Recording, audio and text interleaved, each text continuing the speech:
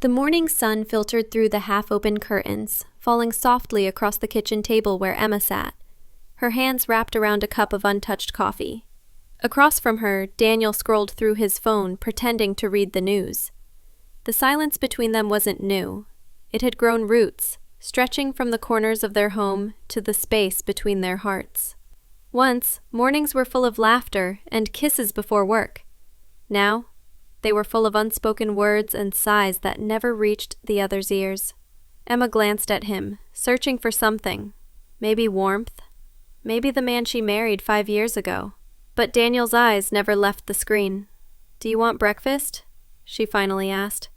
"No, I'll grab something on the way," he replied flatly, still scrolling. Her lips trembled slightly. It wasn't about breakfast. It was about the distance, the invisible wall that had quietly risen between them over months of exhaustion, arguments, and missed apologies. When the door finally closed behind him, Emma let out a shaky breath. The house felt empty, yet heavy with memories. Wedding photos on the wall, their honeymoon souvenirs, the half-finished puzzle they never completed. That evening, Daniel came home late.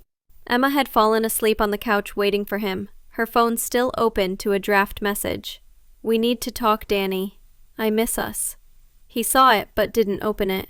He just turned off the light and went upstairs, not knowing that message would become the last thing she ever tried to say. Days passed, then weeks.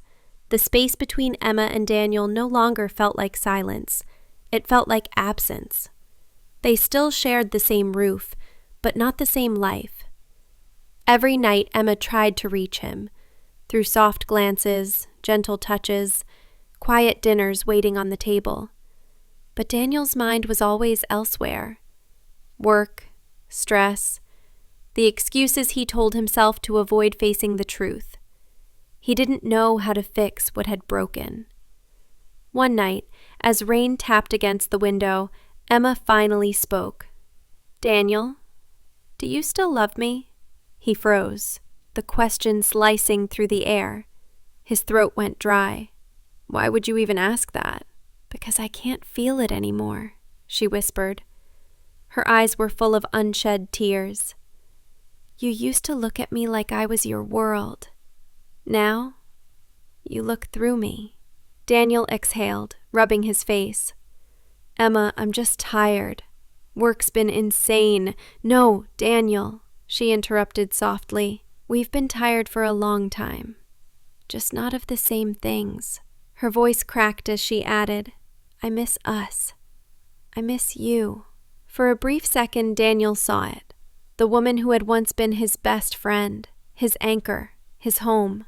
But instead of reaching for her, he looked away. "Maybe we just need space," he muttered. Emma nodded slowly, even though her heart was breaking. "Space," she repeated. That word echoed through the room long after he left. That night, she wrote in her journal, "It hurts to love someone who's forgotten how to meet you halfway." She didn't know it then, but that would be the last entry she ever wrote. When the first rays of dawn touched the walls of the ancient fortress, King Arif felt something shift deep within him. A new chapter was beginning. What was lost in the darkness of night would never return, but the morning light whispered lessons of peace and renewal. He gathered his royal guards and spoke in a calm, steady voice. "We will no longer fight for power. We will rise through knowledge." The royal council fell silent. For centuries, the kingdom had survived by the strength of swords. But now, for the first time, a ruler was dreaming of peace instead of conquest. That night, King Arif walked alone through the quiet palace courtyard. The soft rustle of wind and the distant murmur of a waterfall surrounded him. Beside him walked the old advisor Ramiz. Ramiz said, "Your Majesty, planting the seeds of peace is not easy. The hardest battle is not against your enemies, but against your own heart." The king smiled gently. "And yet," he replied, "it is that very battle where true freedom begins." Slowly, change began to bloom across the kingdom. The young laid down their weapons and picked up books.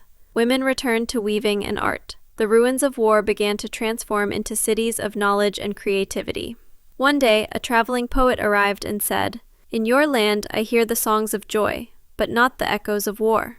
King Arif replied softly, "Where the soul finds peace, the sword grows silent." That night, under a sky of 1,000 stars, the king sat by the balcony, eyes closed. The warmth of the fireplace flickered beside him, the scent of burning wood blending with the cool night air. Time itself seemed to pause. He realized that history was being painted anew, not in shades of blood, but in the colors of hope. And as the sun rose again from behind the distant hills, King Arif finally understood. True victory is the peace within, and true rule is born from love. Weeks passed, and word of King Arif's peaceful reign began to spread beyond the borders of his kingdom.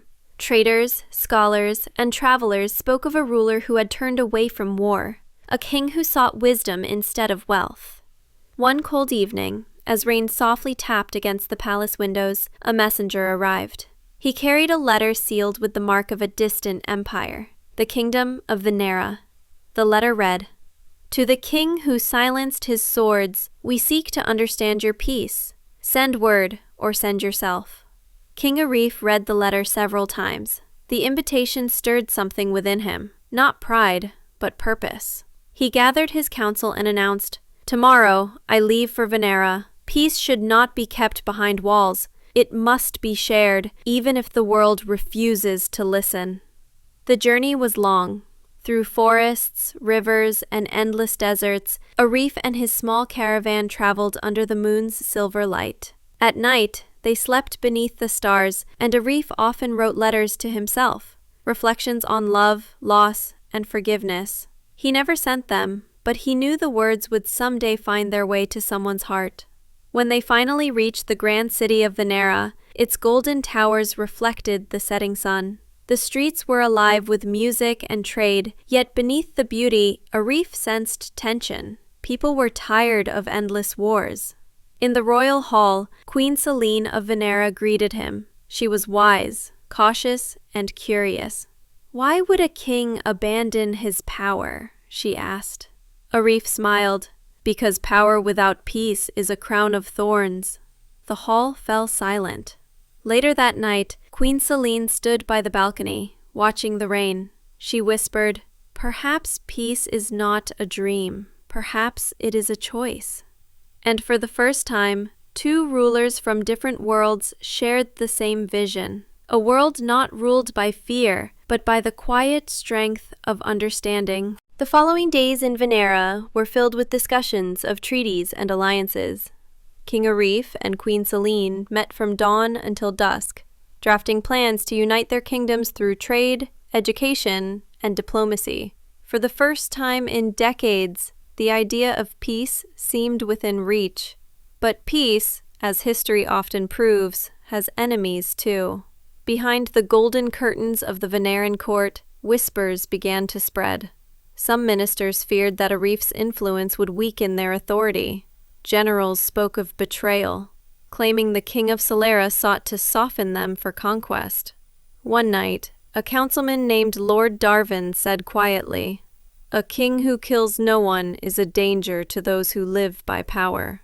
Meanwhile, Arif felt the tension in every meeting. He could see distrust behind polite smiles, suspicion behind the queen's cautious eyes. Yet he refused to turn back. "If I leave now," he told his aide, "then all I've stood for dies in silence." Then came the night of the masquerade, a royal celebration meant to honor the new alliance. Music filled the halls, and dancers in silver masks twirled beneath chandeliers. Arif wore no mask. "If I must stand for truth," he said, "let them see my face." Midway through the evening, a sudden shout broke the harmony. A servant stumbled forward, clutching his chest. Poisoned wine. Chaos erupted. Guards drew swords, guests screamed, and Queen Selene froze in shock. The cup that was meant for King Arif had been switched. In that moment, Arif's guards surrounded him, but he raised a hand to stop them. His calm voice carried through the madness. "Whoever did this fears peace more than death, but peace cannot be poisoned." His words silenced the room. Even the assassins hidden among the crowd hesitated.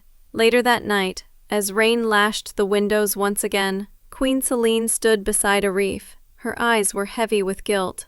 "I did not see this coming," she whispered. "You don't blame yourself for the storm," Arif replied gently. You only build stronger walls.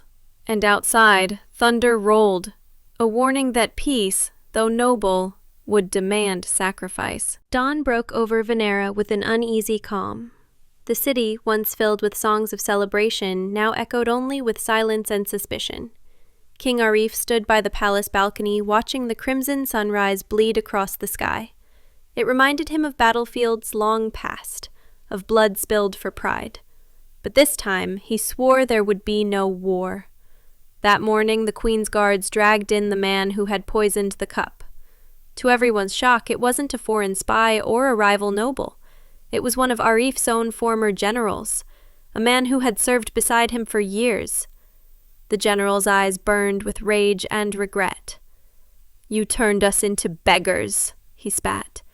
"You traded glory for weakness. The world doesn't respect peace. It devours it." Arif approached him slowly, his voice steady. "Then perhaps the world must learn respect through compassion, not fear." The court waited for the king's judgment. Everyone expected execution. Justice demanded it. But Arif, after a long silence, simply said, "Release him.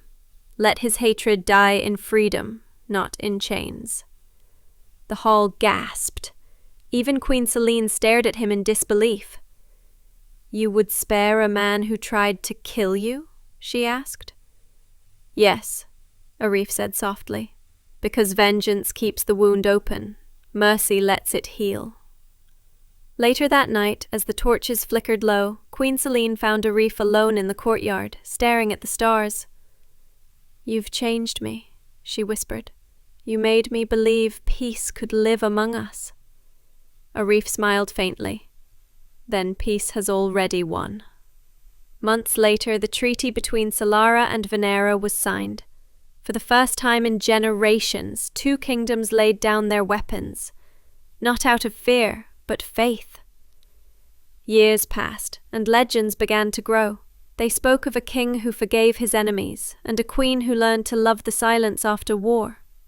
And though King Arif's story ended long ago, his final words were carved into the walls of both kingdoms. Peace is not the absence of struggle. It is the courage to love after being broken. The wind carried those words for centuries, whispering through the ruins and rivers of time, a reminder that, sometimes,